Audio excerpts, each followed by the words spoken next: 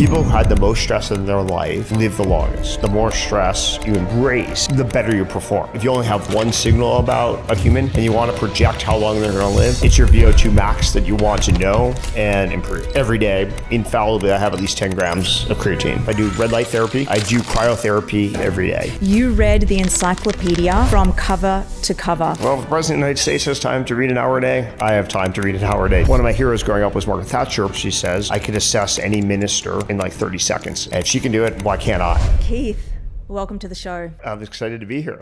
You have been dubbed as having one of the most strategic minds in venture capital today.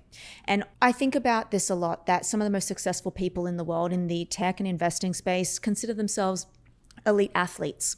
So let's flip the script right now and talk a bit more about longevity. I want to know about how Keith treats himself as an athlete. So you've been following me, which I'm so happy about, on X for quite a while. I think you actually found me back in like 2021 when I was like prolifically tweeting about sleep, and maybe I probably favorited a bunch of your tweets. Yeah, maybe like, who is this girl? And when I found out you followed me, I was Who's like, this random guy favoriting all my tweets? And I loved that, which showed me that you were one of the few people who were treating their brain like an athlete. So you were sleeping well. Now, Elon doesn't sleep. He's not really into sleep. And then I do see other successful entrepreneurs and investors who are treating their bodies like athletes. So I want to completely dissect you right now from the head to the toe. And let's talk about blood work, for example. You've gone off and done a whole range of longevity workshops. Yeah, I try to find people who are at the cutting edge of research, but very credible. Yeah. And see what I can learn. And it's intellectual curiosity applied to basically your body and brain and life. So I follow people on Twitter. I read their stuff. I read studies. And then if I find someone who has a program that I can participate in, I'm likely to opt into it. The benefit, of having some schedule flexibility and some resources like money is you can opt into doing some of these programs. So for example, on the purely sports side, but it involves recovery more than actually training. In 2010, I started doing this training program with a firm called Exos, where basically anybody who wants to play in the NFL trains there. Lots of World Cups winning soccer teams, including the Germans, train there. And I started doing this sort of for fun, mostly to learn about how do elite athletes train and how do they recover, and what's the latest sort of research and techniques. And then I started bringing friends along, actually. So now I did the first trip myself for a week and just read, in between sessions. And then I started bringing friends and made it like a group experience. So I've been going back, for like 15 plus years. So I learned, some techniques about training, like literally training. Also, I had some fun. Like I remember there's a funny anecdote when I was trying to do these drills and Colin Kaepernick was laughing at me because I wasn't doing them. I was not performing them that well. Well, 2010, I'm guessing you weren't doing. Were you doing VO2 max testing back then? They did old school VO2 maxing. Yeah. They didn't know, it was more for athletic purposes than now. One of the things I've learned in the last 2 years and really started to appreciate is how if you probably only have one signal about a human and you want to project how long they're going to live, it's your VO2 max that you want to know and improve. And so, but back then when we started doing the VO2 max, it was more for improving performance, let's say on a soccer field or basketball court, than it was for life. Now it's more about health. So I'm obsessed. I have all my friends, I ask all my friends, what's your VO2 max? I ask founders, what's their VO2 max? And if I don't think the answer is age appropriate, I'll be like, you need to change this. I've been having this dialogue with one of my partners at KV. You've got your graph memorized. Yeah, I've got the graph, but it is amazing. And I highly recommend anybody at least get it tested once a year. I think once you get it tested and have a real baseline, you can use things like your Apple Watch or whatever. They're not super accurate, but they'll give you a relative feel if you're improving or regressing. But you need to get the canonical test done, which is unfortunately mostly like a treadmill with an unpleasant mask. But it's incredibly accurate at predicting how long you're going to live. For high performance people that have goals in life that they want to achieve in a competitive field, you're talking about performance. So it's like performance optimization versus illness, and they're almost like a Jewish spectrum distribution. Performance optimization is like one tail. And then when you're sick, and unfortunately, if you're very ill, you're on the other tail. And so the medical profession is great at dealing with this tail. And almost nobody in the medical profession is really expert at how do you optimize your performance. Eventually, I think those will get synced together. But that's why I wind up going to almost two different like professions actually. And then unfortunately they'll share some blood tests, but they usually want their own panels too. But the thing is, anyone can take your blood, right? Anyone can. A phlebotomist takes your blood, right?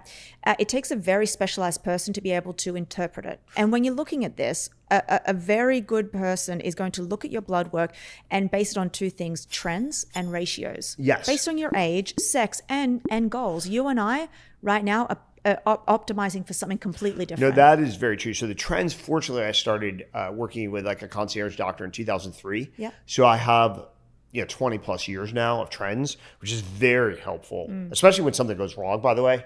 It's easy to isolate like what is unique to me as a person versus like, no, there's some very aberrant behavior circumstances here.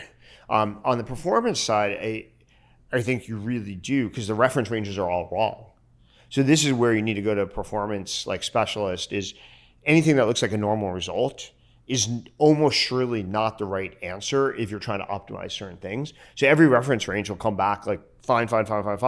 And a really good performance, someone like Dr. Galvin will be like, I don't care what the performance range is. You need to be like 20x better over here. Like VO2 max, we can even talk about it this way.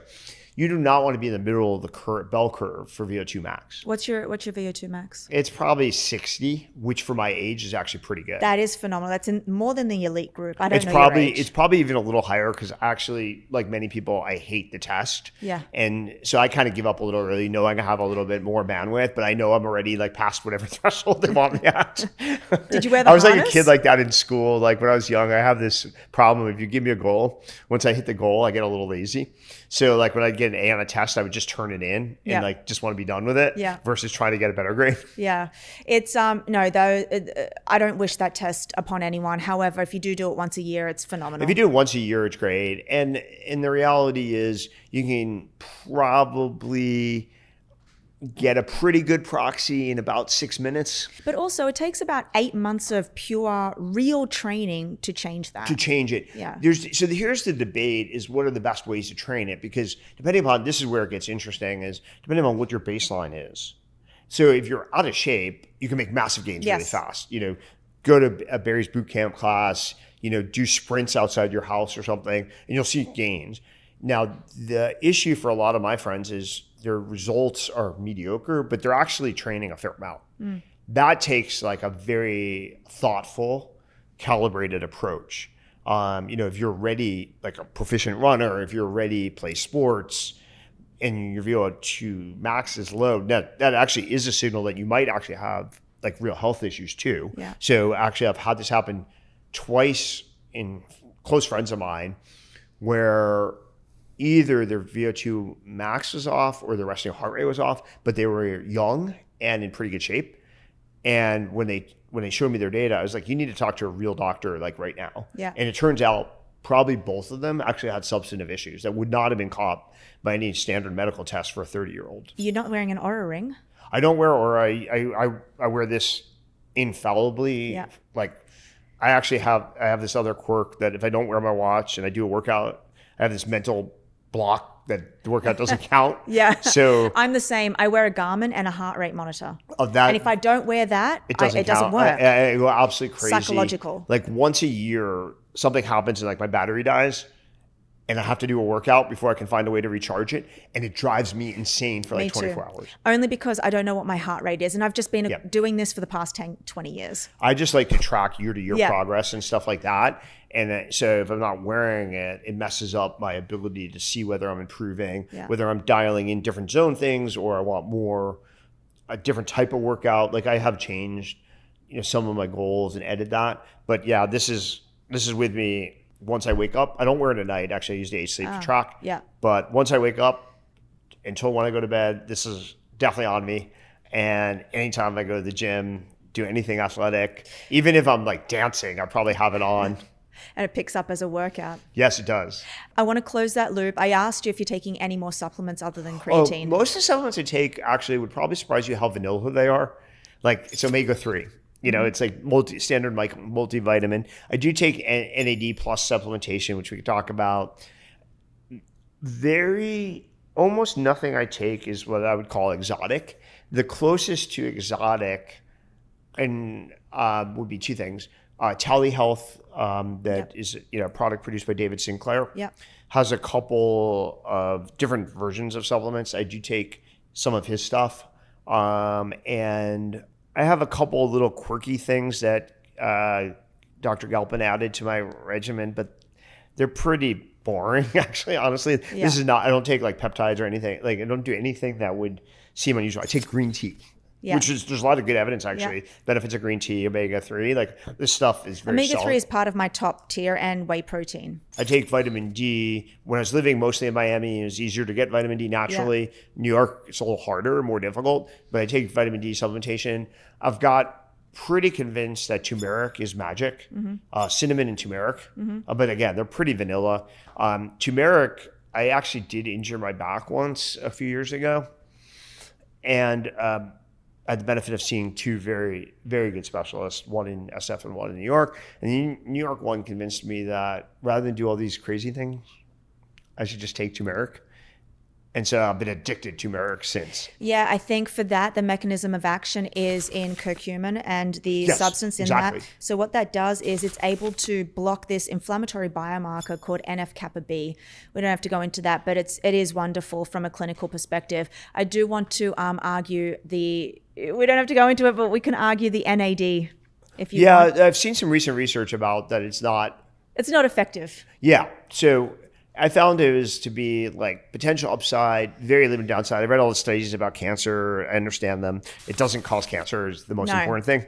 That's like fake news. But if you had cancer, you would not want to take it. But that's a different set of circumstances. You do a lot of things differently. I do non-supplement based stuff. I do red light therapy. Very addicted to that. I try to do it every day.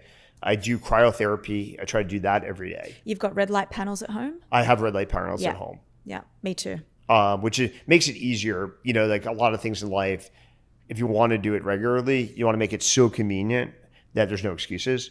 So I have red light at home. I don't have cryo at home. Fortunately, there's cryo within walking distance, at least in New York. Yeah. And so I try to do that almost every day too. You are very interesting. You're treating yourself like an athlete, and yet you are one of the best investors of our time.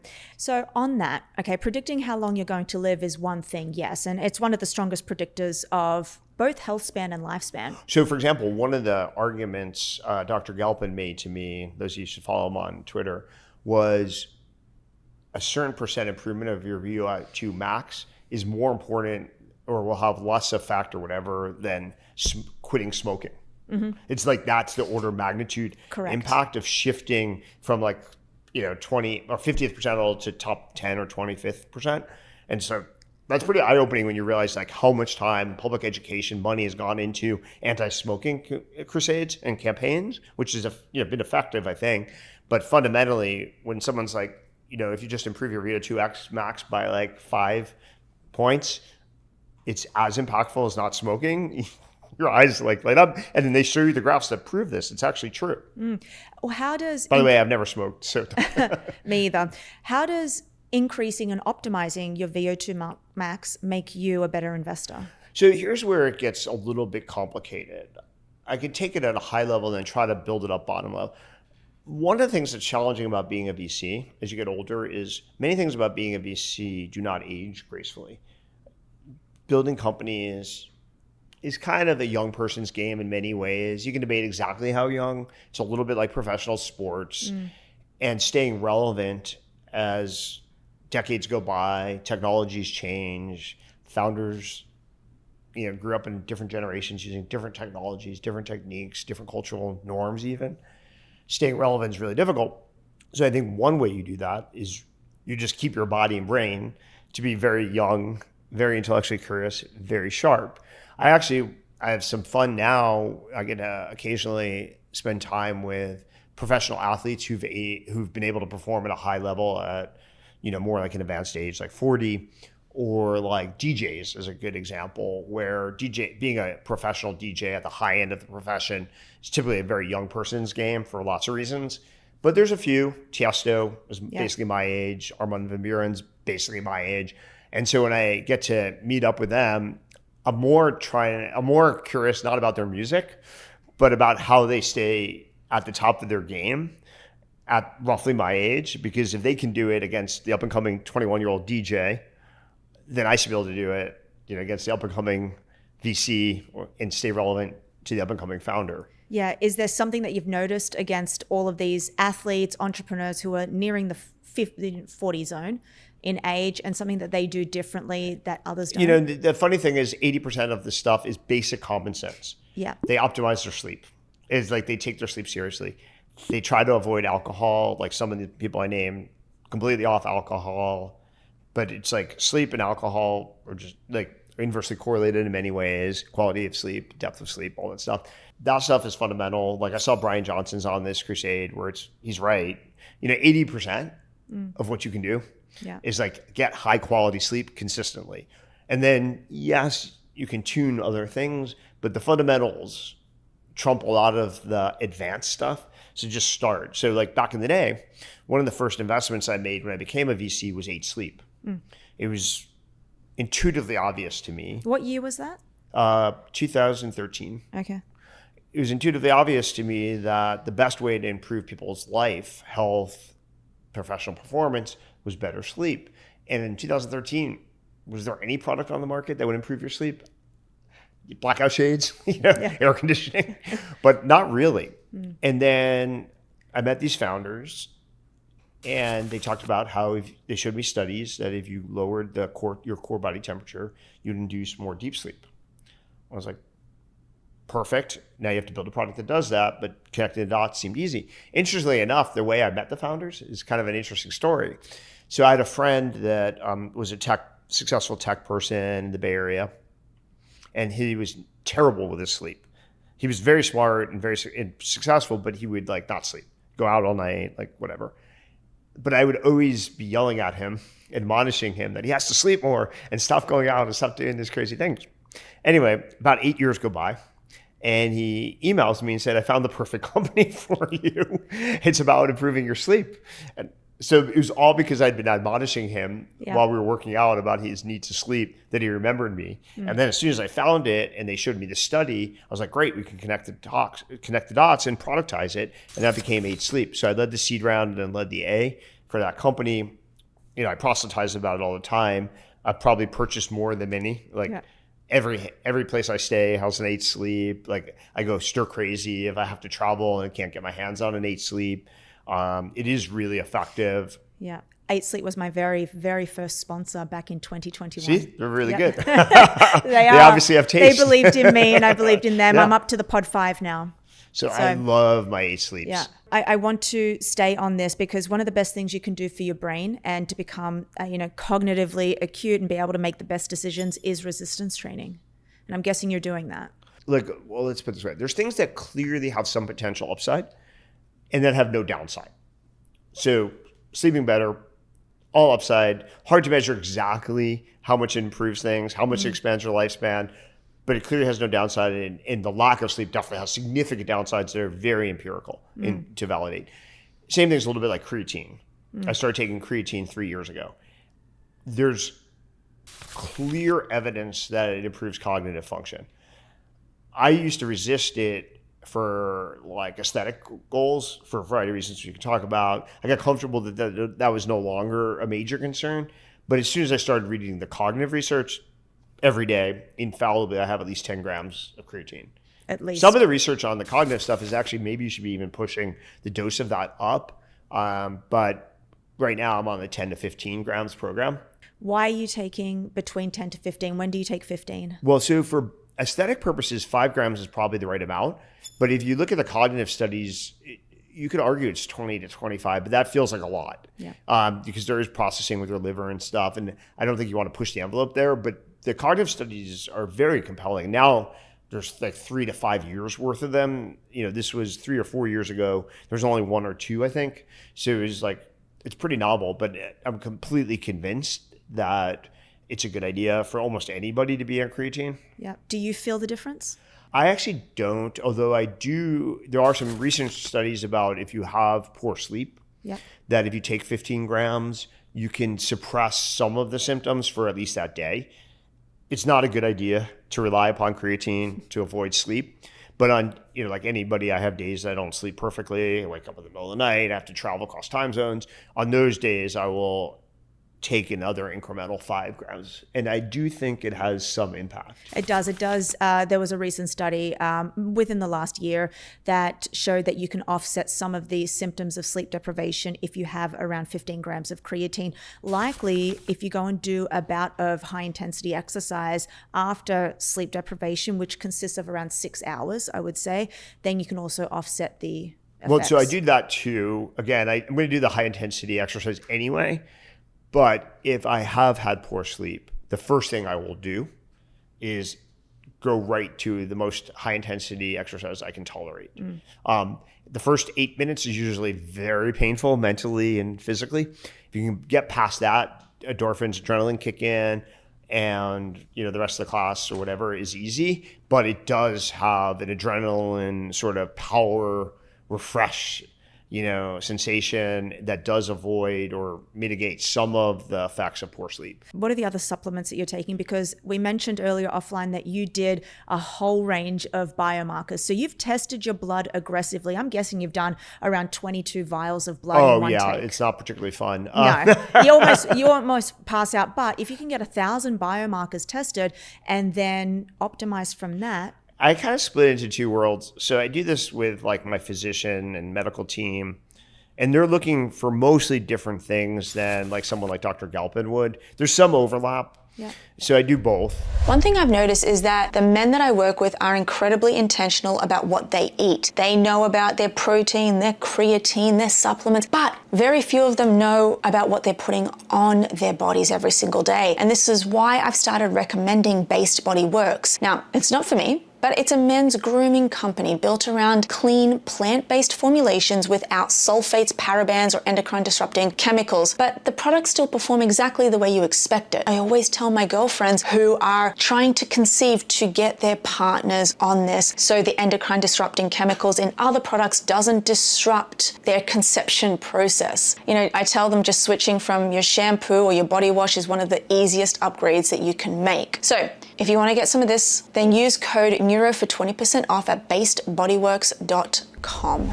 Rather than taking the approach of how do you take a company to exit, I want to know about the brain behind these strategic decisions. I remember a story that your mum tells a lot, which is that at the age of 4, you read the encyclopedia from cover to cover. And that is very interesting to me. So tell me, have you always been intellectually curious? Well, I guess, if I started at 4 reading the World Book Encyclopedia cover to cover, I don't think it's changed much since then. It's probably a good predictor of who'd be a good venture capitalist because basically the job is to learn new things every hour, every day. I like to joke that venture capital is the only job where you get paid to learn new things. Journalists are supposed to learn new things, but they don't get paid. But we actually get paid for learning new things. So I've always been that way. You have to be a little bit ADD too. Like intellectually curious is the more pleasant way to say it. ADD is a little bit more reality too. Yeah.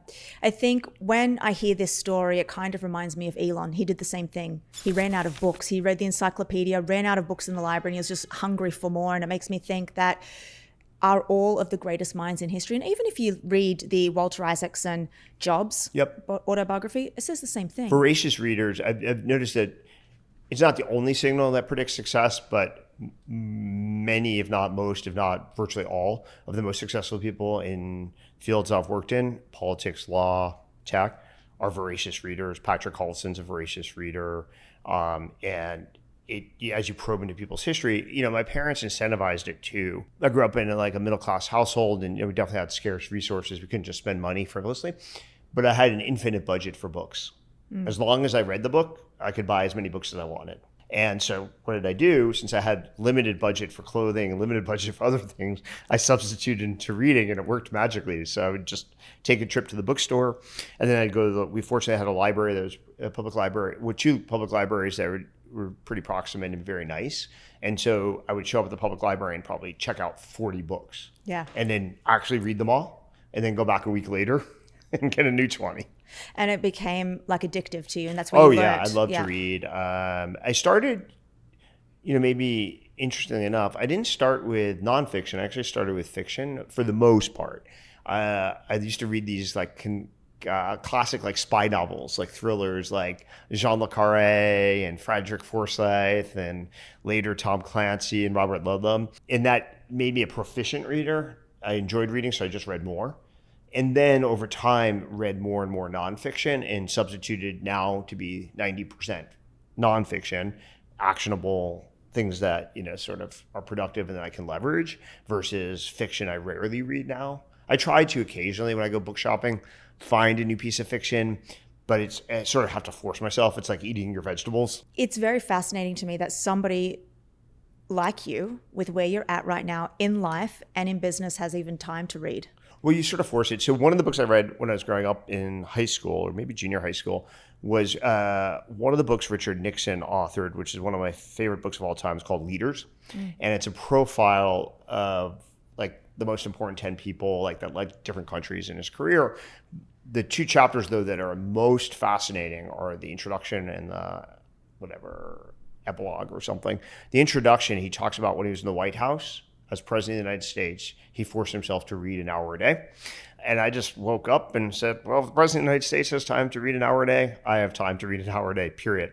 What's your thoughts just on that subject? I saw not long ago a graph, I think it was around 3 months ago, that was publicized that showed that 100 million Americans don't even meet a 5th grade level reading. And that's because of AI. How do you feel about that? Well, it's sad. The way, if you learn, I have a simple philosophy in life. If you learn to read, write, and basically perform math at a high level, you can do anything you want. Like, you have the raw ingredients to teach yourself to succeed. And so I'm adamant about you must learn to read, must learn to write, and must learn to do math, period. Everything else is optional. Yeah, it's interesting. The math and the logic behind, I think that we're losing this now, even just because of the advent of ChatGPT and artificial intelligence. It's so easily becoming something of the past. I was a mathematician before I got into this, and I remember being able to do sine, cosine just with my hands, and now I'm working out 20% of a check after dinner. And so it's quite scary to see that kids are going through this life not knowing how to do basic arithmetic. But on this level of reading, I was doing a lot of preparation for this podcast. One of the things that kept coming up, one of the themes about you, was that you are able to form very high-performing teams, being able to really look at people, restructure, and look for intelligent outcomes in people. Do you think you got that? Was that a gut instinct? No, unfortunately, I get asked this question a lot about how do you get better at this, let's say, for founders, other investors, even politicians, they're hiring staff and people like that. And as far as I can tell, there isn't any great book on this topic that's very actionable. I'd say the best book is, there's a book called Who, and it's got some subtitle that's pretty good, but it's not awesome. And given how important this is, like building a team, hiring, assessing people, you would think that there should be some library somewhere of insights that you can read, and I have not found it. I've tried, I keep trying. Every time I go to the bookstore, I look for something. I scan books. I have read many.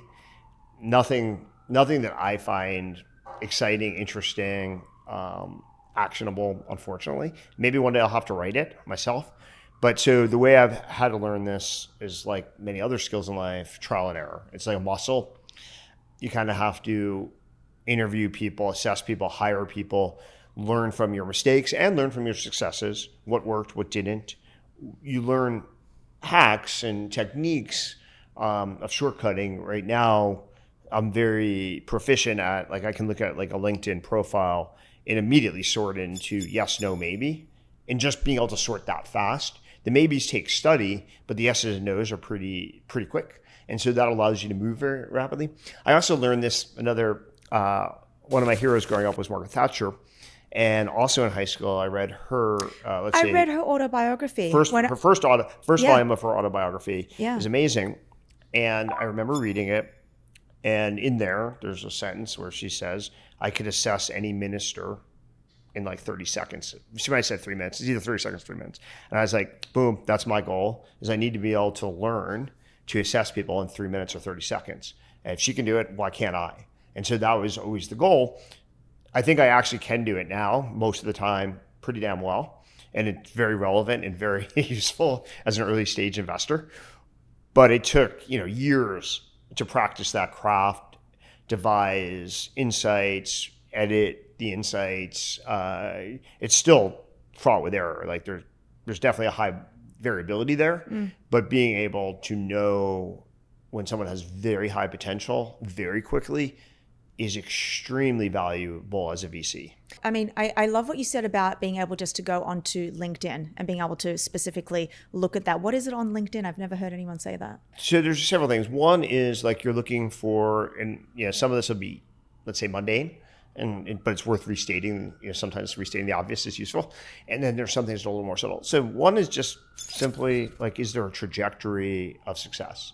Like, have you broadened yourself? Do you get increasingly asked to take on more difficult challenges? What kinds of challenges are you usually assigned, or what do you gravitate to? There's a lot of signal in there. A little bit more subtle is depending upon the pool of people that you were working with at various places on your LinkedIn profile.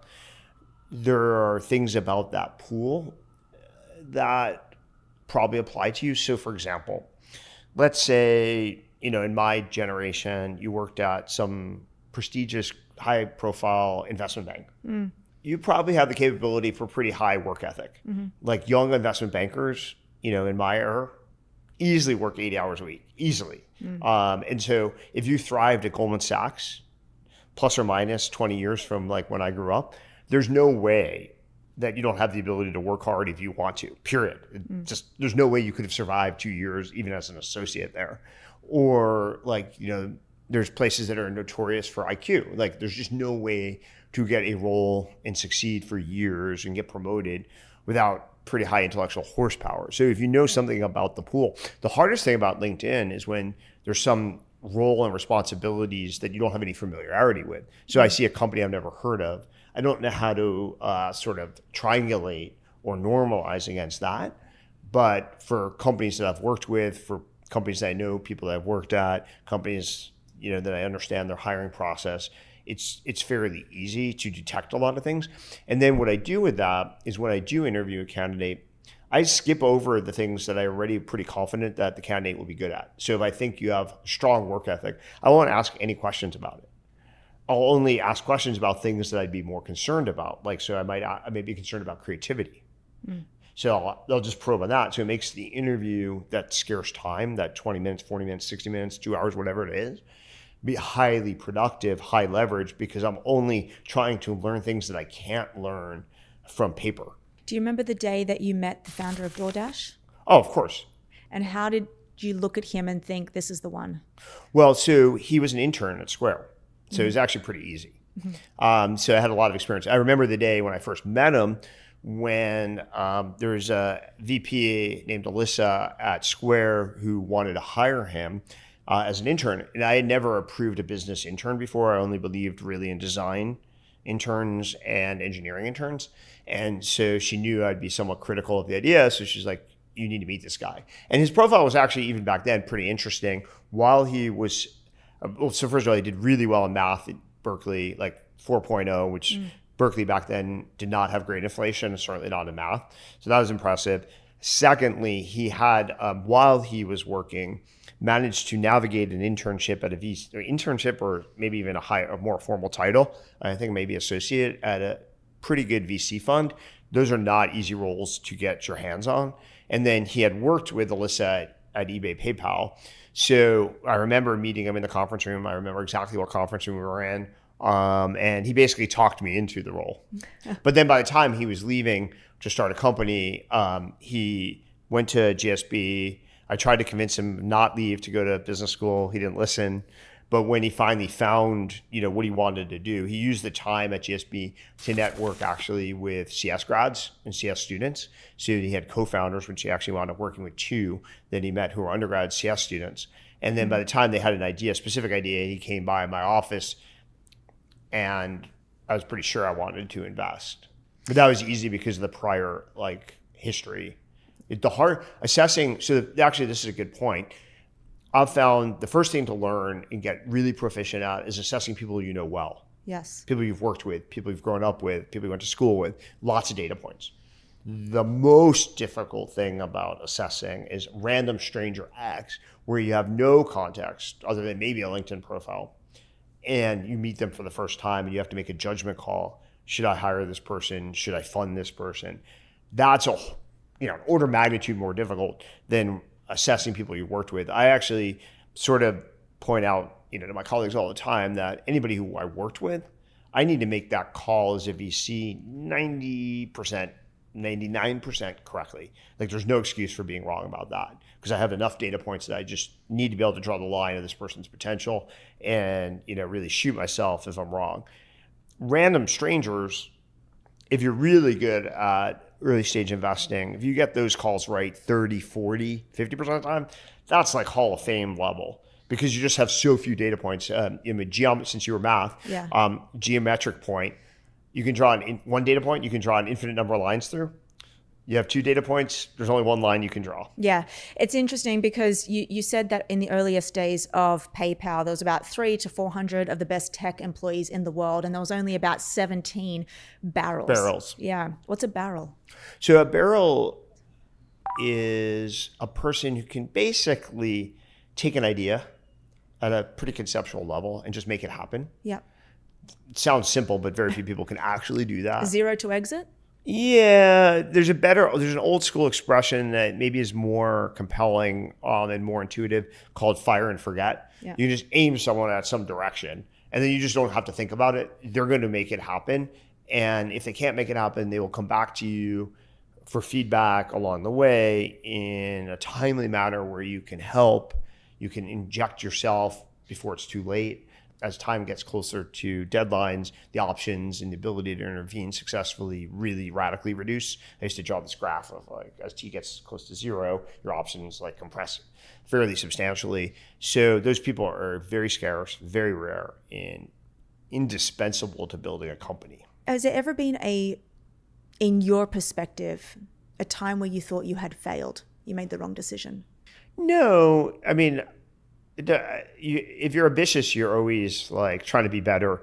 So it's not even a failure thing. It's just you want to be better. Investing is actually a rough business. You're only really as good as your last investment. Building a company is interesting. You create momentum, and for a while you have these accumulating advantages. So once you get the right company rolling with the right product, market, team, you have a lot of momentum for a long time. Investing, you have to go back to the drawing board at least every year. It's kind of like a sports team. You win the Super Bowl this year, that's great. You wake up next year, your record's 0-0 again. And so if you're ambitious and you want to be successful in investing, you're always on edge. And because of these dynamics, which we don't have to talk about in this podcast, but there are a lot of dynamics that make you worse as an investor as you get more experience. Because of those dynamics, you have to fight uphill, I believe, and get better every year if you're going to offset that. And so that's what I'm trying to do. But then I do things like high intensity training, which do sharpen your brain. I try to read. The high intensity training also has the benefits of health, whether it's VO2 max or other benefits. There's a lot. Resting heart, the other signal I love. You can debate this a little bit more. Is resting heart rate. I personally like a 2-minute recovery better. But not everybody knows how to measure their 2-minute recovery. And even this isn't perfectly accurate, but resting heart rate is really easy to measure. Anybody can learn to measure the resting heart rate. And so I'm always optimizing that kind of stuff. Yeah, I think one of the biggest things that high intensity training gives me is the ability to manage my emotions better. And I think that's another proxy for success. Well, I like it. I also like it because it takes my mind, like many successful people, my mind does ruminate on topics a lot. And so there's not that many things that take my mind off the topics. But if you do a high intensity workout, you don't have the ability to think about your work stuff. So you get an hour where you can kind of take your brain off of all the other topics. And I think that is refreshing and useful. And so when you get out of the exercise, your brain is ready to fire. And I think that's been productive. my phone, I don't get distracted with my phone. Like my phone doesn't come with me when I'm doing high intensity training. If I do a regular workout, I do sometimes, like many people in the regular gym, do take out my phone. Yep. But you get me at a super high intensity workout, there's no time, there's no possibility of checking my phone. And I think an hour or two not being near my phone is a very productive offset to the rest of my day. You said that out of about 7 years of exercise, you've probably only missed 7 days, and even that has really upset you. Oh, it drives me crazy. Like, so I measure this and post it once a year. The benefit of having worn this is there's various apps that synthesize the data and make it like more intuitive, like UI wise. But anyway, so since 2000, at least 15, maybe before, I've measured, every workout every day.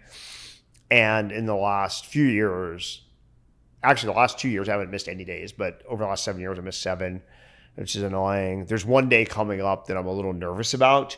I know my schedule like in advance for the next 6 months. And I'm like, there's one day it's going to be really challenging to get my normal workout in. So I have to be creative. What is that day? Well, I have some commitments in a weird location, and okay.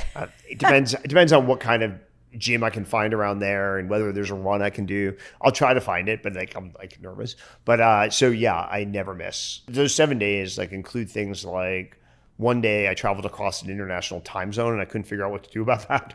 Another day actually wouldn't have happened, but I had incredible flight issues and I had left more than enough time to fit in real workouts. But between the confluence of 2 or 3 things going wrong, I wound up basically sitting in an airplane all day, and there was just no way around. The wedding was going to start by the time I got to the hotel. I barely had enough time to shower and put on a tux. So that was very frustrating. It's things like that. And then there was one day I missed due to this back injury.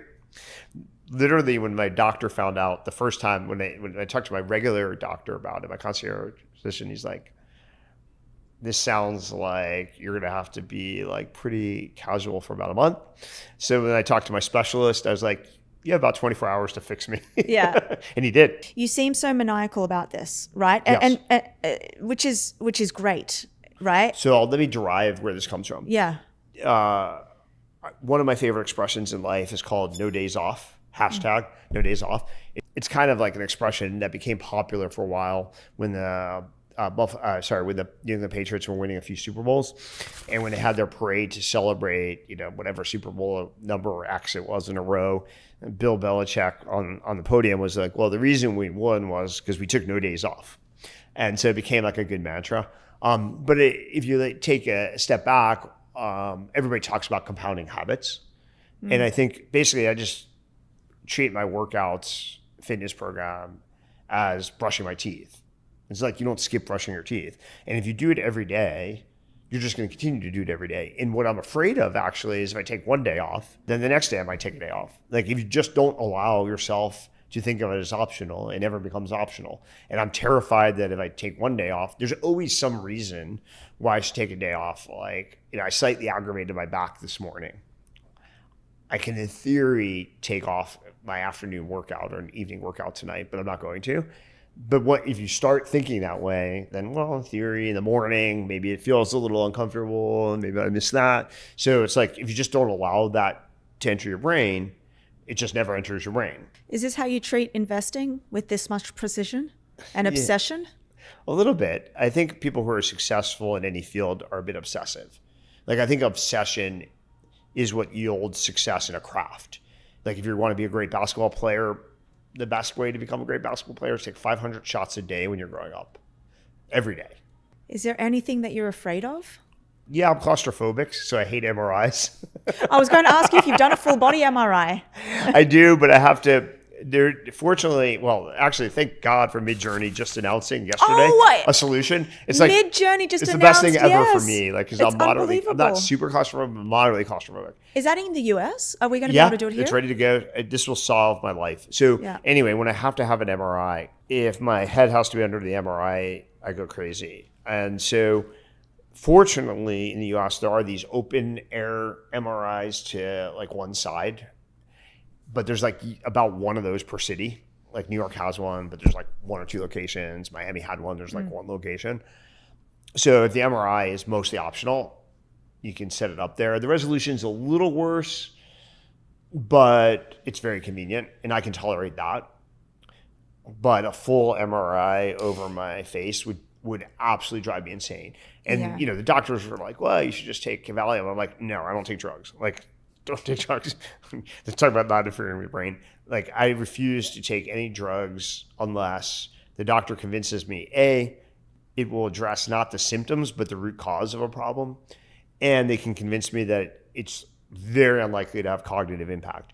And actually, they don't usually know. You have to probe a fair amount. There's a lot of drugs that people prescribe frequently that actually do pass through the blood-brain barrier, which therefore means it's not particularly safe. The other thing about the Midjourney MRI is it has no radiation. So regardless of what people are taught, there's no safe, in quotes, dose of radiation. You may have, just like we make trade-offs in many things in life, we do things that are not perfectly safe all the time, drive a car, et cetera. You should not really want any doses of radiation in your life. And so the ability to do like this new product as an alternative to MRI with no radiation is incredible. Isn't that interesting that an art AI company has formulated this? I'm just ecstatic though. This is the happiest I've been in such a long time. Both it's great for society. Yeah. And resolution's better. Cost should be better, all the benefits. No radiation is definitely better, but it solves my personal problem before, God forbid, I have to have another MRI. Healthcare has become incredibly specialized. One doctor looks at your hormones, another looks at your cholesterol, someone else reviews your imaging. But very few people actually connect all the pieces together. And I think that's the biggest problem in healthcare right now. You just don't know where to go. This is what I like about Kinsin. It brings your health information into one place and connects you with licensed healthcare providers who can help you understand what your data actually means. So you guys know that I spend a lot of time talking about personalized medicine. That's because I don't believe there's a single longevity protocol that works for everyone. There's no one size fits all. Your biology is different to mine. That's why your strategy should be too. What they do is they help you move from collecting health information to actually using it. Go and check it out at kinsin.com/neuro, take the quiz, and then if you use code NEURO at checkout, you'll get 20% off your subscription order. By the way, guys, they provide clinician guided wellness programs and metabolic health programs. I want to, before I go into stress, I actually want to talk to you about the world of biotech. So I just spent some time in SF meeting some amazing founders in biotech from, there's brain-computer interfaces, there's neural chips for solving blindness, glaucoma. There's just so many things happening right now, especially in the therapeutic space for Alzheimer's disease. Most of them are therapeutic and, addressing maladies. Yes. There are some that are supposed to be performance enhancement. That's where I would personally draw a line. I probably would not be willing to use anything that would affect my brain for the potential upside. It's pretty Darwinistically evolved to perform pretty well. So anything that had potential downside, I'd be very therapeutics though. But what about neurotech? I personally wouldn't. Why? Because I'm afraid of, I think each person's brain that performs really well has its own quirks. So like, for example, one of my quirks is almost every conversation I've had in my life with anybody I can recall. Yes. Terrifies people sometimes. No, I heard that about you. Yes. So it's very useful sometimes, but that's not normal. And I'm afraid like if you do anything to my brain, I might lose that. Or I heard a story. I was watching a podcast with a very successful founder yesterday, and he was talking about how basically he has 1,200 books in their office, and he basically can tell you what page any passage is on. So I wouldn't want to interfere with his brain either. That's like a very useful skill, So I think if you get, really proficient at some cognitive stuff, you don't want to play around too much with things that could change what's made you successful. It's a little bit like athletes. A lot of professional athletes become very successful with a fairly unorthodox, let's say, shot or swing in baseball, shot in basketball, swing. If they're already the best in the world at what they do, you do not want to be the coach playing around with that shot too much. It's like, don't fix what's not broken.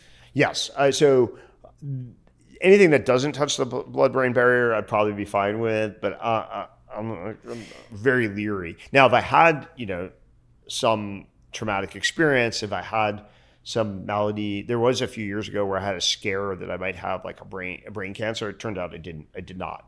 I thought there was one symptom I had that one likely cause could have been a tumor. It turns out I don't. But, obviously I would do things differently and relax some of my constraints if I had a tumor. Yeah, so you're not really interested in getting elective brain surgery to get the neural chip in? No, that's where I would do like all kinds of crazy stuff elsewhere, but probably not that. Okay, that's interesting. But are you excited about are you thinking of investing in the biotech investing, space? yeah, absolutely. Our fund at Coastal Ventures, we invest in many of those companies. We have lots of brain interface stuff. We have lots of things that can improve really serious issues that people confront. We have a whole portfolio. We have a whole medical team. So we'd love to invest in the space. But personally, I would probably only use most of these things if I had one of those unfortunate issues in my for me or in my family. So let's go to stress, because you've said publicly, and I quote, stress is the key to health, wealth, and happiness. Yes. And you love this book called The Upside of Stress. The Upside of Stress by Kelly McDougall. Most people don't really understand stress. The way that I like to conceptualize it is, in order to grow your muscles, you need to place stress upon this system in order for it to grow. However, chronic stress can give you the opposite effect. Well, let's define. So I think of stress, people use the term a little bit loosely. You want to challenge yourself constantly. And the challenge is what leads you to be better.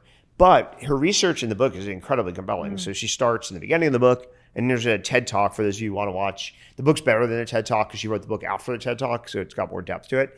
But she started the research, and the thing that comes through in the TED Talk and the first chapter of the book is people who had the most stress in their life lived the longest. And that's what shocked her. That's what led her to dig into this. She used to believe all the canonical things are taught about stress is bad, blah, blah, blah. And then she saw the studies and just said, okay, something interesting and anomalous is going on. I need to dig into it. And then every chapter is a proof that the more stress you embrace, and that's the key, you have to embrace it, the better you perform.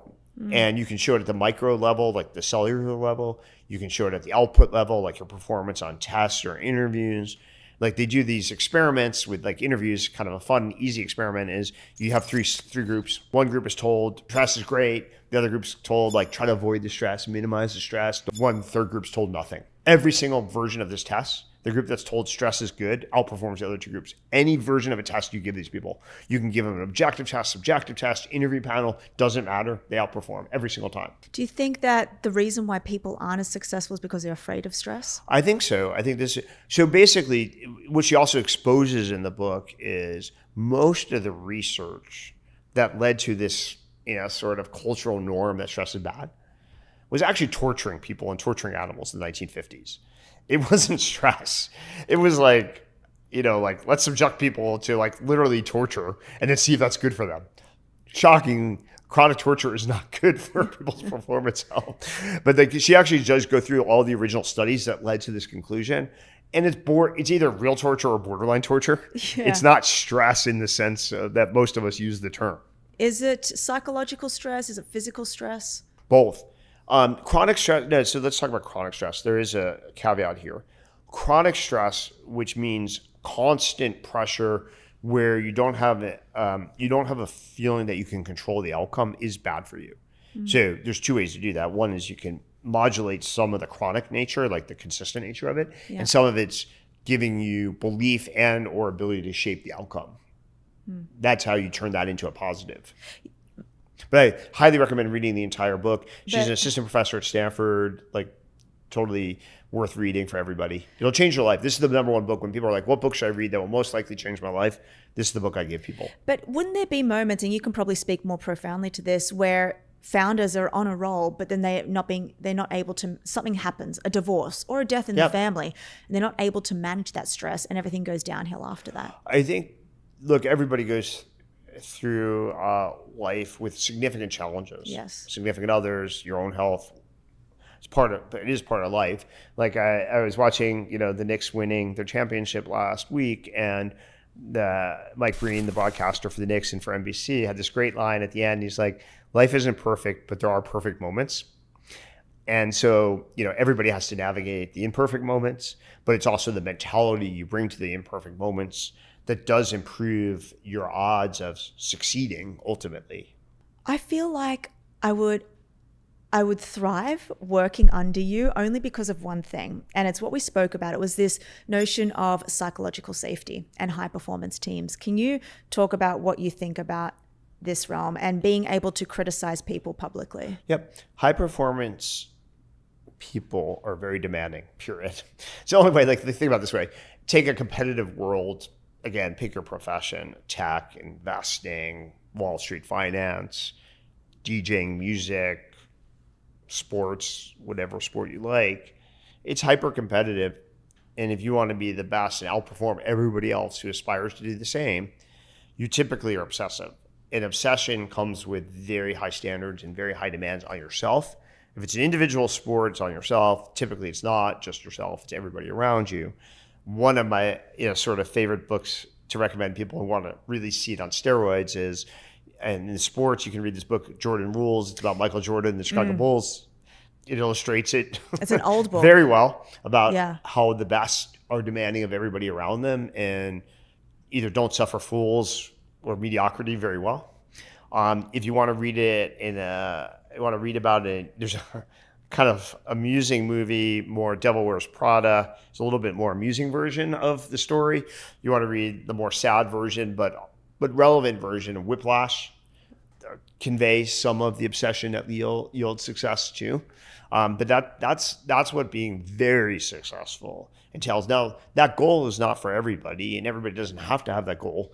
It's perfectly fine to wake up and say, I don't want to be, an Olympic medal winning gymnast. But some people do want to be an Olympic medal winning swimmer. And if you want to be that, there are consequences and changes you have to make in your life to make that dream reality.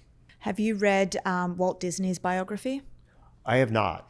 He borderlines on this obsession, and when he was talking about the way that he got Snow White to where it was and got this standing ovation, it's just, he was so maniacal and obsessed with every single output of Snow White, and you realize why he became who he became. That doesn't surprise me, but now I'll probably have to add it to the reading list. I mean, it's a thick book. That's okay. Right? But on that, your ability to take criticism from you, because you do it in public, is that a choice? Yeah, so this is an interesting lesson. Actually, I only learned this a few years ago from one of the better founders I work with.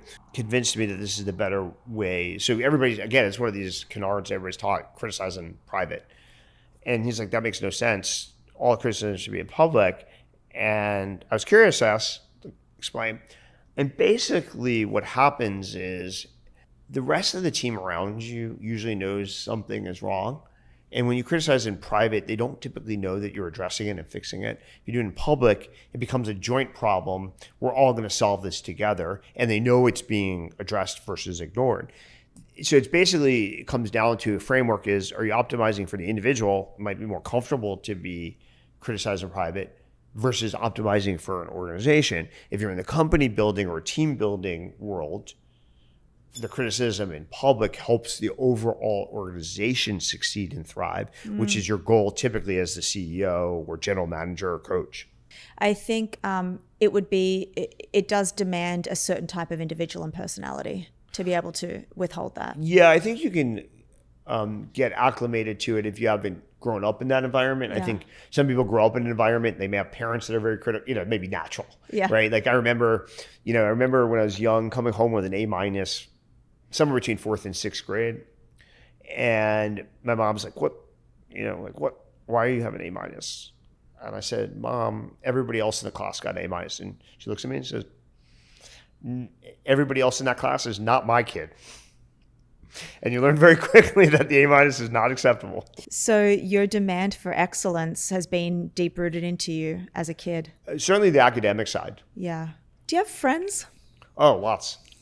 The reason I ask that is because right now I'm at a stage in my life where I'm optimizing for social connection. And I've never said this term before, but social longevity, meaning that the friends I'm investing in today, I want for the rest of my life, because there's not that much time that I have. So the other thing I'm sort of famous for is optimizing time. Yes. It's a whole nother podcast, but it's the other topic I get asked most about is how do you optimize time? And one of the ways, I'll give you a secret that related to your question, is I do what I call double count time. So I take my friends to work out with me. Oh, that's amazing. So I get both done at the same time. Yes, kill two all the birds with time. one stone. I almost never am training by myself because I'm like finding somebody that I want to spend time with and bringing them along. Fortunately, I have a lot of friends who are interested in similar programs, but fundamentally, it allows me to get two things done at once. Yeah. And there's only 24 hours in a day, and if you're going to take 8 hours for sleep, that leaves you 16. So figuring out, I actually get the benefit and luxury. I work with a lot of my friends, which is really nice because that counts as double counting time. We can do work and hang out together, which is absolutely wonderful. Why Barry's? Oh, so Barry's I discovered is the most efficient use of time. So per time, like if you need to build muscle, and there's lots of reasons why it's critical, you want to read like Live or whatever, you need muscle mass. And then secondly, for this high intensity benefits, you need like aggressive zone, whatever your preference is, but you need to take your heart rate up pretty high and bring it back down and bring it up, bring it back down. So Barry's allows you to do both in 46 or so minutes, which is great, especially if you're a busy professional like a CEO. There's a lot of other ways to do this, but it takes a little bit more effort and possibly more time. And it's moderately fun, meaning like the programming to really high quality music is energizing. You can occasionally meet people, social. Yeah. So I think it's an entire culture and religion. Barry's is like a religion. There's another one I do in New York that's even more culty. Yeah. One thing we didn't touch on back then when we were talking about your diet and your exercise, we didn't talk about your diet, but you said something about reading something on Diet Coke and insulin resistance. Oh, yes.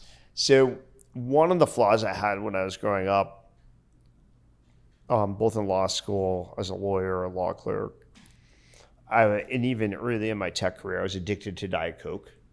And people would always say it's bad for you, and you'd hear these things like it causes cancer. And then I'd read whatever research was available at the time, and I doubt it really is carcinogenic. But I finally got convinced that there's this one very well done in terms of methodology study that showed that your body, when you drink Diet Coke, even if it doesn't have sugar, is tricked into believing it has sugar, and effectively creates like insulin resistance. And I said, oh my God, I'm doing all this training, I'm eating well, and my body's being tricked by the Diet Coke as if I'm having sugar. That makes no sense. I've got to stop. And I quit cold turkey. I've had like 2 Diet Cokes in the last 15 years. Just water. I like green tea. If I have to, like a version, like I have Celsius. Like many people, I guess it's like a $10 billion company, so it's pretty popular. But fundamentally, I just quit Diet Coke, absolutely cold turkey. Now it's actually easy because even if I were to like sample it, I don't even actually like the taste, which actually suggests that your body does get somewhat affected. The fact that I can't even tolerate the taste now is interesting. I want you to tell me something that nobody knows, that you haven't spoken about publicly, about how to be in the position you are today with gut instincts and being able to make the decisions that you can today? That's a great question. Some of it is I'm a strong proponent of the old formula. It's luck equals preparation times opportunity. And the preparation part people skip over. So I'll tell you a story that's not about me, but I think it reveals it. There's a friend of mine who I went to college with at Stanford who had a lot of really cool things happen in his life. And people used to always describe my friend Adam as lucky, like constantly. Everybody around would say, oh, he's so lucky. What they didn't see was, since he's a good friend, I knew what he was doing. So like he got this internship for this famous sports agent back in the day when he was like a freshman or sophomore at Stanford. And everybody's jealous. And they were like, oh, he's so lucky, blah, blah, blah. What he did to prepare for that interview was off the charts obsession. He studied like, what did this agent wear? Like what kind of suit, what kind of tie, what kind of collar? Replicated all that. So the preparation was off the charts.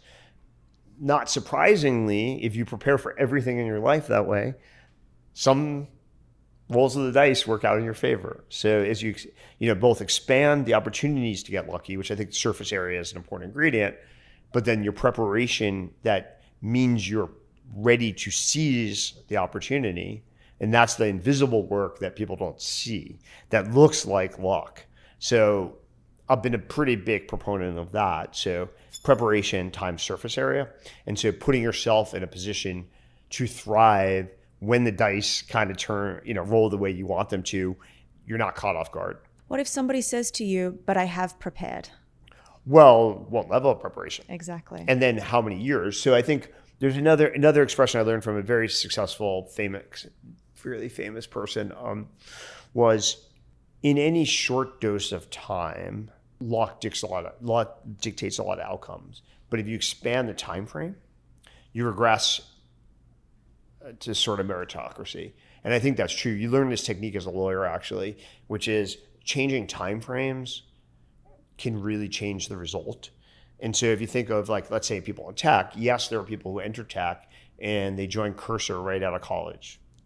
Did they prepare correctly? Why and how? It probably wasn't full luck, but certainly it will set them up to be, very successful. However, and you can't always join Cursor right out of college. However, if you're talented and ambitious and you work your ass off, if you work in tech for 30 years, is it likely you can find your way into a Cursor? The answer is yes. There's a lot of competition right now, so I hope there's you a super right. competition. Tech is a very competitive field. Fortunately, it's not zero sum. The best thing about tech compared to some other fields is, for the most part, other than maybe in a narrow vertical, if my friend creates a company that's $1 trillion company, it doesn't handicap my ability to create $1 trillion company. In politics, there's only one president of the United States. There's only one secretary of state. There's only 2 senators from California. Yeah. Very zero sum. In sports, there's only one champion per year. There's only so many roster spots. Pick your sport, tell you the number of roster spots. There's only so many teams that, 48 that get invited to the World Cup. There's only 16 that make it to the next round. So there is zero sum. Tech is great because you can, if you have potential, you harness it, you can create something, and there's really nobody else who can get in your way. I'm so inspired by you. Thank you for sharing with us your lifestyle habits that make you the person you are today. Pleasure to be with you. Thanks for the invitation.